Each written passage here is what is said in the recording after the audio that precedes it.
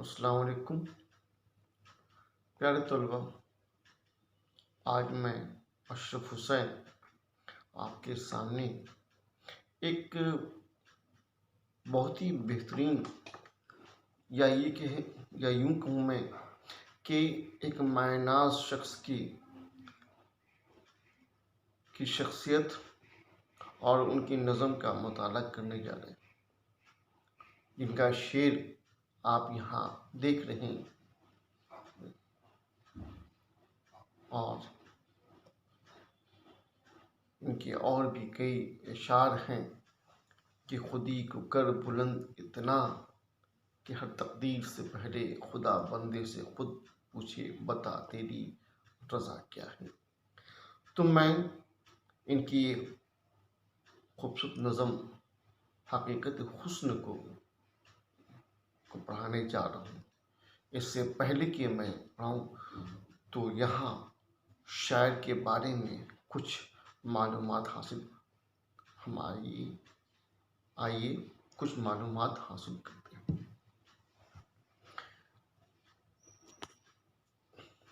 محمد اقبال اصل نام ہی ہے، شاعری میں تخلص اقبال رکھا۔ ولادت پیدائش 1873 عیسوی میں سیالکوٹ پنجاب میں ہوئی۔ تعلیم مولوی سید میر حسن سے علوم شرعیہ کی تعلیم حاصل کی اور سیالکوٹ کے اسکاچ مشن کالج سے انٹر کیا اور گورنمنٹ کالج لاہور سے BA میں امتیازی نمبرز کے ساتھ پاس کیا اور اس وجہ سے انہیں 2 طلائی تمغہ اور سرکاری وظیفہ بھی ملا۔ فلسفہ میں MA کی ڈگری لی اور اس میں بھی انہیں تمغہ ملا۔ پروفیسر آرنولڈ کی صحبت میں کامیابی حاصل کی اور جرمنی کے میونخ یونیورسٹی سے PhD کی ڈگری حاصل کی، پھر انگلستان آ کر بیرسٹری کا امتحان پاس کیا۔ 1922 عیسوی کو برطانیہ حکومت نے انہیں سر کا خطاب سے نوازا۔ 16 اپریل 1938 عیسوی میں لاہور میں علامہ اقبال کا انتقال ہو گیا۔ ان کی تصانیف بھی شمار ہے۔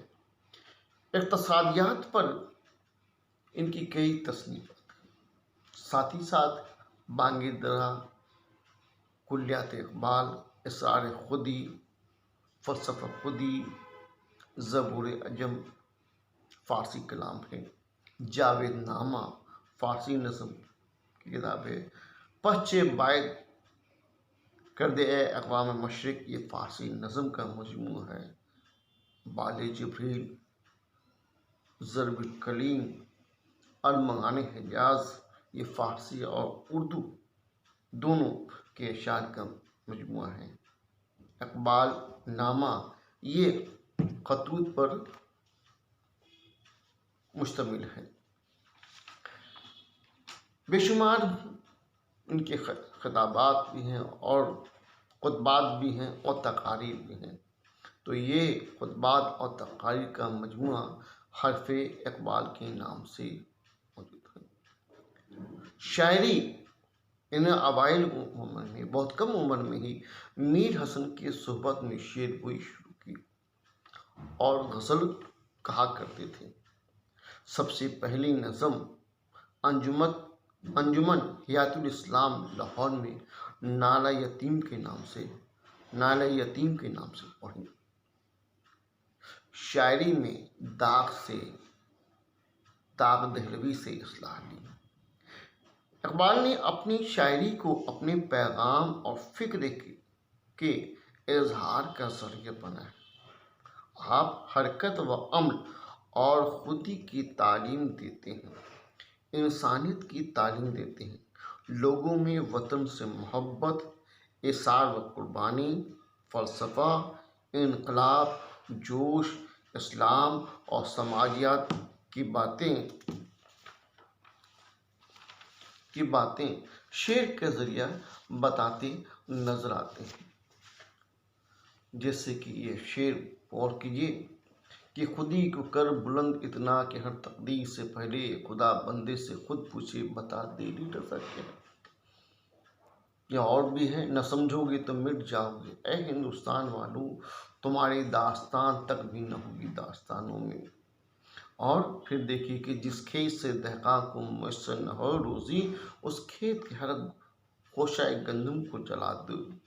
پھر بات کی آگے بھی اور یہ ہے کہ ستاروں سے آگے جہاں اور بھی ہے، ابھی عشق کے امتحان اور بھی۔ علامہ اقبال کے بے شمار اشعار و غزلیں لوگوں کو زبان زد ہیں۔ اقبال کی شخصیت اور شاعری صرف ہندوستان و پاکستان تک محدود نہیں ہے، بلکہ ان کے کلام کو دیگر کئی ممالک کے اسکولوں، کالجوں اور یونیورسٹی میں پڑھے اور پڑھائے جا رہے ہیں۔ اقبال اردو کے وہ شاعر ہیں جنہوں نے بین الاقوامی منظر کو اپنی شاعری میں پیش کیا ہے۔ اقبال خواب غفلت میں پڑے ہوئے اپنے قوم کو جگانا چاہتے ہیں۔ اقبال نے اپنی نظموں سے عوام الناس کو بیدار کیا۔ ان کی نظمیں آج بھی کئی درجات میں پڑھی جا رہی ہیں، خاص کر لب پہ آتی ہے دعا، بن کے تمنا میری، زندگی شمع کی صورت ہو خدایا میری۔ اور پھر یہ کہ سارے جہاں سے اچھا ہندوستان ہمارا، اور بھی بے شمار نظمیں ہیں جسے کئی درجات میں جا رہا ہے۔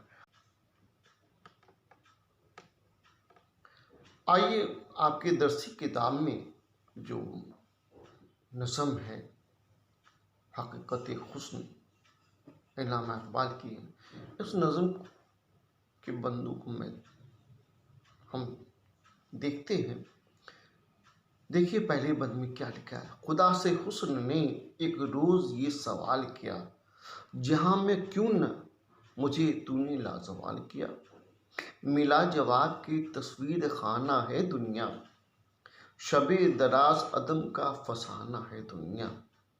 ہوئی ہے رنگ تغیر سے جو نمودار اس کی، وہی حسین ہے حقیقت زوال ہے جس کی۔ کہیں قریب تھا یہ گفتگو قمر نے سنی، فلک پر عام ہوئی اختر سحر نے سنی۔ سحر نے تارے سے سن کر سنائی شبنم کو، فلک کی بات بتا دی زمیں کے محرم کو۔ بھر آئے پھول کے آنسو پیام شبنم، کلی کا ننھا سا دل خون ہو گیا غم سے، چمن سے روتا ہوا موسم بہار گیا۔ شباب سیر کو آیا تھا سو گوا گیا، شباب سیر کو آیا تھا سو گوار گیا۔ اب یہ نظم ہم نے دیکھی، آپ نے بھی مطالعہ کیا، تو یہ نظم بہت ہی خوبصورت نظم ہے۔ غور کرنے کی بات ہے کہ یہ نظم علامہ اقبال کی جو نظم ہے، یہ ان کی مجموعہ بانگ درا سے لی گئی ہے۔ یہ نظم ایک مکالمہ کی شکل میں ہے۔ یہ مکالمہ خدا اور حسن کے بیچ ہے۔ یہ مکالمہ خدا اور حسن کے بیچ ہے۔ یہ نظم دنیا کی بے ثباتی کی طرف اشارہ کرتی ہے اور تبدیلی کو کارخانے قدرت کا اصول سمجھتی ہے۔ کلی کا پھول بن جانا، موسم بہار کے بعد خزاں کا آنا اور شباب کے بعد بڑھاپے کی آمد، فطرت کے اسی اصول کے تحت واقع ہوتے ہیں۔ اقبال نے خدا اور حسن کے مکالمے کے ذریعہ اس حقیقت کو آشکار کیا ہے کہ دنیا کی ہر شے فنا ہونے والی ہے، اور نہ صرف یہ کہ فنا اس کا مقدر ہے بلکہ زوال ہی میں اس کا حسن پوشیدہ ہے۔ پھر غور کیجیے یہاں پر کہ ہر شے فنا ہونے والی ہے، اور نہ صرف یہ کہ فنا اس کا مقدر ہے، فنا ہونا اس شے کا، اس چیز کا مقدر ہے، بلکہ زوال ہی میں اس کا حسن پوشیدہ ہے۔ دنیا کی ہر شے مثلاً چاند، تارے، شبنم، کلی اپنی تمام تر حسن کے باوجود فانی ہے۔ اس میں حسن بھرا ہوا ہے، اس کے بعد بھی یہ فانی ہے، فنا ہو جانے والے، ختم ہونے والے۔ نظم انتہائی مختصر ہے، اور مکالموں کے ذریعہ جو پیغام پہنچانے کے لیے شاعر نے جو طریقہ کار اختیار کیا ہے، اس سے نظم میں خاصی ڈرامائیت پیدا ہو گئی ہے۔ حسن اور خدا کے درمیان گفتگو، پھر اس گفتگو کو حسن اور خدا کے درمیان گفتگو، اور پھر اس گفتگو کو چاند کا سن لینا، پھر چاند سے تاروں تک، تاروں سے شبنم تک، اور پھر شبنم سے پھولوں تک، پھولوں سے کلیوں تک پہنچنا، اور پھر موسم بہار اور شباب کا یہ بات سن کر سوگواری کے عالم میں رخصت ہونا۔ ان سب چیزوں نے مل کر نظم میں ایک ڈرامائیت پیدا کی ہے۔ اس سے نظم میں دلکشی پیدا ہوئی ہے۔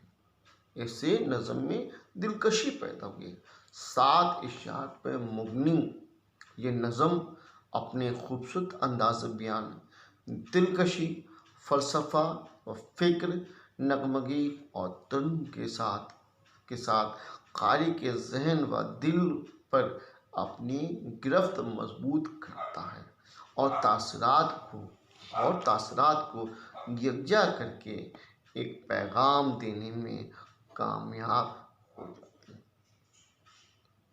تو عزیز طلبہ، امید کرتا ہوں کہ آپ کو یہ نظم حقیقت حسن جو علامہ اقبال کی یہ نظم آپ کو پسند آئی ہوگی۔ ساتھ ہی ساتھ علامہ اقبال سے جڑے ہوئے ان کے تعارف، ان کی زندگی، ساتھ میں ان کی شخصیات اور ان کی تصانیف پر بھی آپ نے غور کیا ہوگا، اور اس سے آپ ضرور مستفید ہوئے ہوں گے۔ شکریہ۔